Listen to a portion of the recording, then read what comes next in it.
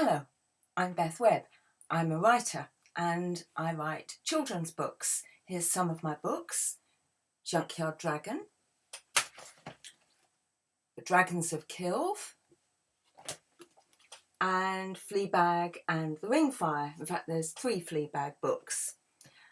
And I've come today to tell you about how to make up a story, because it's easier than you think.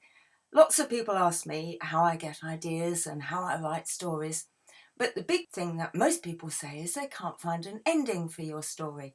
So what I'm going to tell you this morning should solve all of that, and it's easy and it's fun. And if you don't like writing, or you're not very good at writing, this is still for you, because there's thousands of ways to do stories. You can sing them, you can dance them, you can draw them. Writing them is good too, because that helps you remember them. But we're going to start with a story that you will all know, Little Red Riding Hood.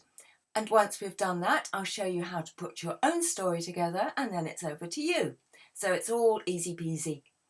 Little Red Riding Hood lived with her mum and dad in a cottage at the end of the wood, and their granny lived at the other side of the wood, not very far away, but it did mean going through the dark trees and following a little windy path. Now, Granny hadn't been very well, and Mum or Dad had made sure they went to see her every day.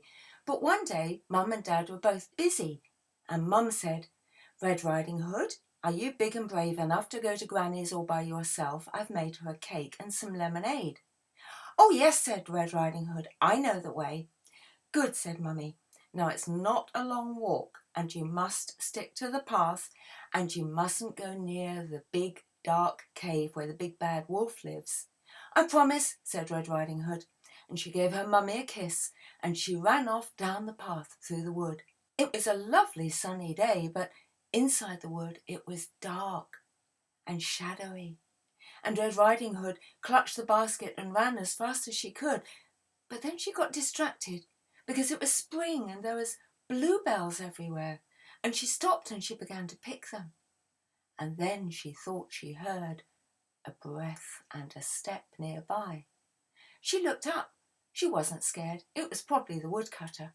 But it wasn't the woodcutter. It was the big bad wolf, with his grey fur and his big ears and his big teeth. But he didn't seem cross or nasty. He just said, "Good morning. My name is Wolf. What's your name?" And Red Riding Hood, determined not to be scared, said, "I'm Little Red Riding Hood." "Pleased to meet you," said Wolf. "And where are you going?" And Red Riding Hood said, "I'm going to Granny's house. She lives in the cottage at the other side of the wood."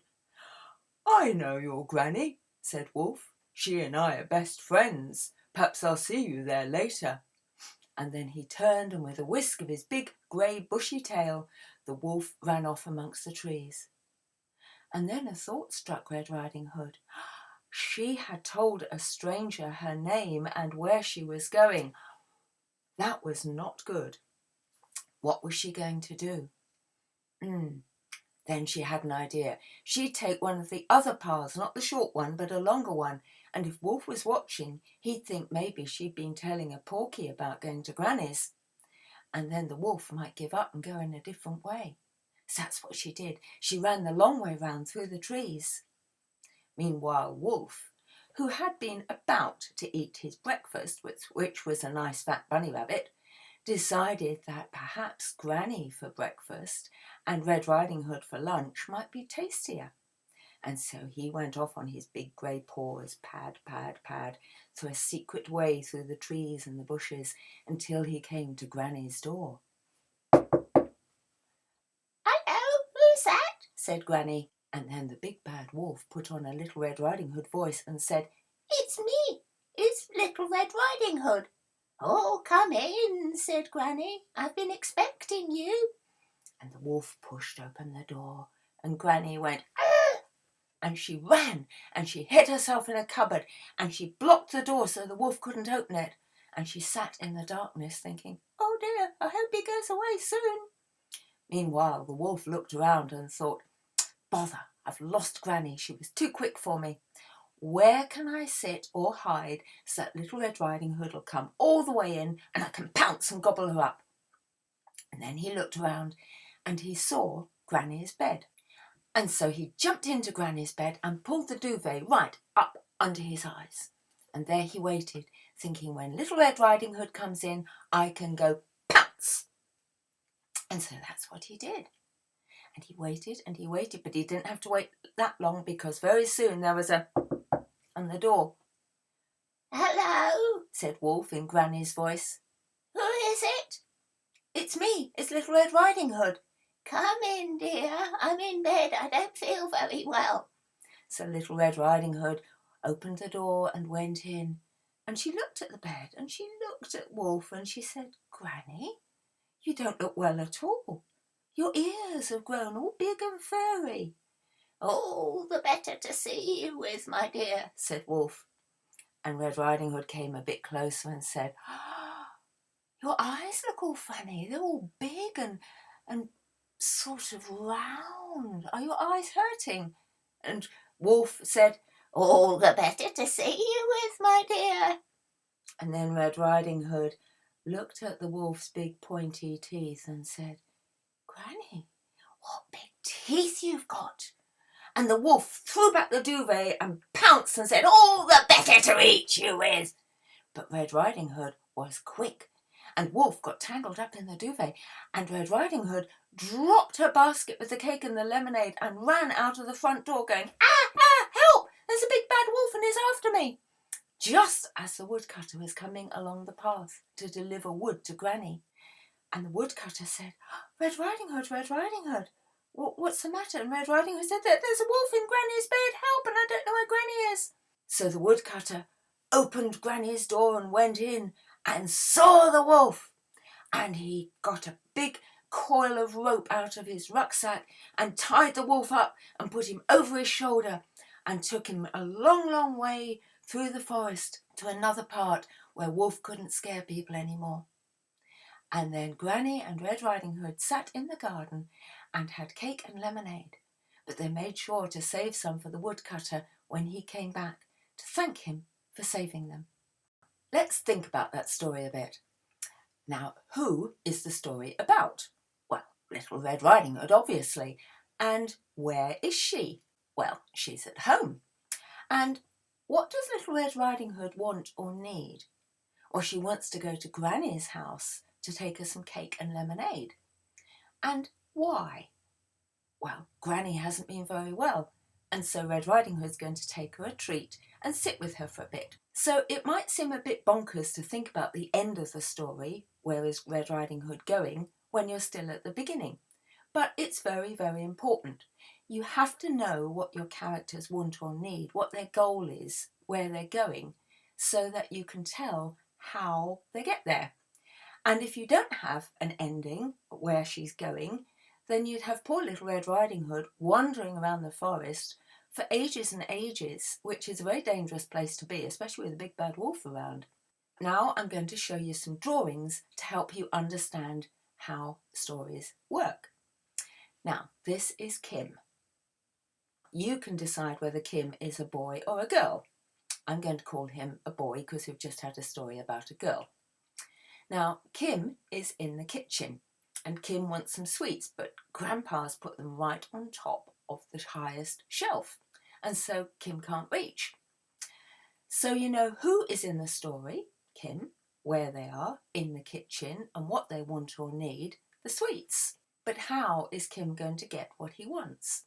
Kim looks around the kitchen and thinks, what can he use to help him get to the top? Kim is little and the shelf is high. So Kim doesn't need the cat bowl or the rug or his little brother's baby mug. They won't help him, unless of course the rug is a flying carpet, but I don't think it is, not really. Now Kim could use the broom and knock down the jar of sweets, but then the jar would break and Kim couldn't eat the sweets because they'd be covered in glass, so that won't work either. So what can Kim use? He could climb on the chair and then onto the table, and then he might be able to reach. No, it's still a bit high. He can't quite reach, can he? And then he spots the stool and he thinks, if I climb onto the chair and then onto the table and put the stool on the table, and then I might just be able to reach. Yay! And he can. Kim can get the sweets down. So you've got a vague idea of the ending, that Kim wanted the sweets. Now you've got to think about how it's going to end. You can end it any way you like. It can be funny, the dog getting the sweets, sad, Kim being sick, or sensible, Kim learning that he mustn't climb on chairs and put stools on tables and climb up because it's dangerous. Any way you like. But do you see how knowing who is in the story, Kim, where they are, in the kitchen, and what they want or need, the sweets, is a really good way to help you build a story. Now, there's lots more we can put in, but this is just story making for beginners. So now we know how a story is made, let's think about Little Red Riding Hood again. Where is she at the beginning? At her own house. What does she want or need to get to Granny's house?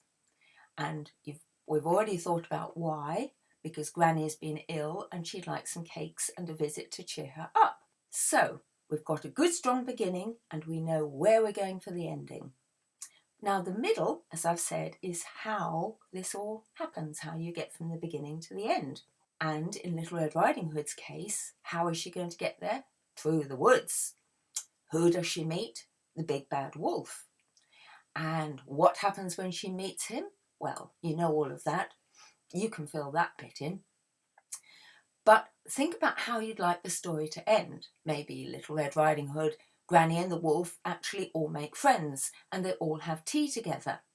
Or maybe the woodcutter comes and kills the wolf or chases him away. What would you like to happen? It's your story. You can decide. Now, lots of people will tell you that stories have to be original and you mustn't use old stories. But I think the best place to start making stories is to start with a story you know and love and then retell it. So you can have Cinderella, Goldilocks, Three Little Pigs, Jack and the Beanstalk, whatever your favourite story is. But it's how you tell it that will make it original. You can put on a new ending or even add new characters if you like. So you choose your favourite story. It doesn't have to be a fairy tale, either drawing or writing on a big piece of paper, or both if you like, draw and write. Answer the questions. Who is in the story? Where are they? Then write down what do they want or need and why. Now remember, little Kim thought out the stages he had to go through to get from the floor to the top of the cupboard. It wouldn't have worked if he'd put the stool down and then climbed onto the table, because he couldn't have lifted the chair onto the table because he's only little. He had to get things in the right order. So your how is getting things in the right order to make sure you actually get to the ending. Little Red Riding Hood only had to put on her cloak, pick up her basket with the cake and lemonade, and then go off through the woods. Cinderella needed a dress and a coach. Now, what could she find to make them? Well, she found rats and mice and a pumpkin, didn't she? And Jack and his mum needed money. What could they sell? Well, they'd only got the cow left. Now think about why Jack sold the cow for beans. It was because he was too lazy to go to market, wasn't it? Now draw some pictures and write some notes to remind you of everything you've thought about. This is called a plan. Now, don't forget, if you think of a better idea while you're making your story, you can change your plan. It's just something to help you start. It's not something you have to stick to. Now you've got lots of drawings and notes, it's time for you to turn them into a story. How do you think you're going to make your story? Do you think you're going to dance it? Do you think you're going to sing it? Do you think you're going to write it or tell it out of your head? You can draw, dance and sing it. You can tell it in 100 different ways. You can do anything you like to make your story. And what will you do with your story once you've made it? Now I'll tell you a secret. When I started writing, I gave my stories as presents. I had no money, and so I wrote stories and gave them as birthday presents. But you could dance or sing your story or turn it into a poem, and then you can read it out and then you can send it to your grandparents or your cousins. You can do lots of ways of present making with stories. So why don't you have a go? Make a story. And don't forget, you need to know who's in it, where they are, what they want or need. It's quite useful to think about why as well, and then how they're going to get there. So it's dead easy. Who, where, what do they want or need, why, and how are they going to get there? Easy peasy. Give it a go. Make a story.